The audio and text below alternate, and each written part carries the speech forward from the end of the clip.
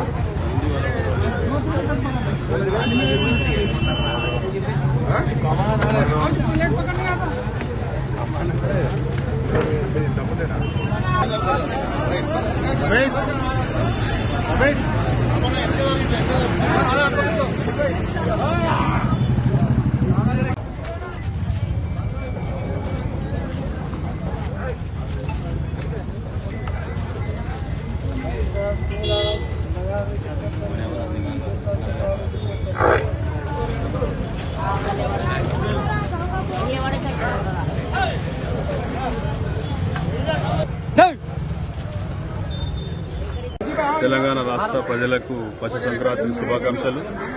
అలాగే మన ముఖ్యమంత్రి రేవంత్ రెడ్డి గారికి, మన స్థానిక ఎమ్మెల్యే ప్రకాష్ అన్న గారికి, జ్ఞానేశ్వరన్న గారికి, జయపాలన్న గారికి, రైతులకు, ఇక్కడ నార్సింగి పరిసర ప్రాంత ప్రజలందరికీ ఈ రైతు పశు సంక్రాంతి శుభాకాంక్షలు. ఇది నిజాం కాలం నుంచి వస్తున్న సంత. ఇది దీనికి చాలా పేరు ఉంది.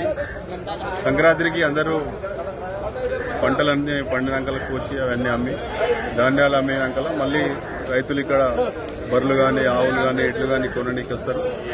ఇక్కడ పంజాబ్ మన సోలాపూర్ దగ్గర ఫస్ట్ సంక్రాంతికి అక్కడ జాతర అవుతుంది. అక్కడ నుంచి మేలు రకమైన జాతుల బర్రెలు తీసుకొస్తారు. ఇక్కడ హర్యానా, గుజరాత్, దులియా, పంజాబ్, ముర్రా జాతి, రాజస్థాన్ అక్కడ నుంచి రైతులు తీసుకొస్తారు. అందరూ తీసుకొచ్చి ఇక్కడ వ్యాపారస్తులు రైతులకు చౌకగా అమ్మడం జరుగుతుంది. ఇక్కడ సంక్రాంతి తర్వాత సెకండ్ వీక్ జరుగుతుంది కాబట్టి ఇక్కడ రైతులు, పాల వ్యాపారస్తులు అందరూ ఇక్కడ ఈ వ్యాపారం కొనసాగిస్తారు. ఈరోజు నార్సింగిలో బర్ల జాతర మరియు ఇక్కడికి విచ్చేసిన వ్యాపారస్తులకు మరియు హర్యానా, పంజాబ్, ఆంధ్ర, కర్ణాటక ఇక్కడికి పశువులు తెచ్చిన వ్యాపారస్తులకు అందరికీ కూడా మా నార్సింగి గ్రామం తరఫు నుంచి వారికి నమస్సుమాంజలి తెలుపుకుంటున్నాం.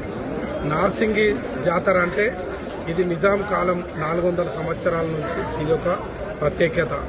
ముఖ్యంగా ఇక్కడ సోలాపూర్లో ఫస్ట్ వారం జరుగుతుంది, నార్సింగిలో సెకండ్ వారం జరుగుతుంది.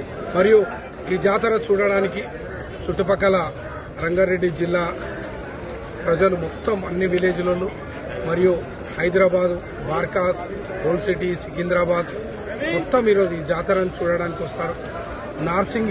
నార్సింగి గ్రామాన్ని గుర్తుపట్టాలంటే పశువుల జాతర అనే ఇంపార్టెంట్. మరియు ప్రజలు సుఖ సంతోషాలతో మరియు వ్యవసాయాలు చేసి బాగా ఒడ్లు పండించి, ఇప్పుడంటే ఇక్కడ అన్ని బిల్డింగ్లే ఉన్నాయి. ఒకప్పుడు ఈ చుట్టుపక్కల గ్రామాలలో వ్యవసాయం కాబట్టి బాగా వరి ధాన్యాలు పండించి వాళ్ళకొచ్చిన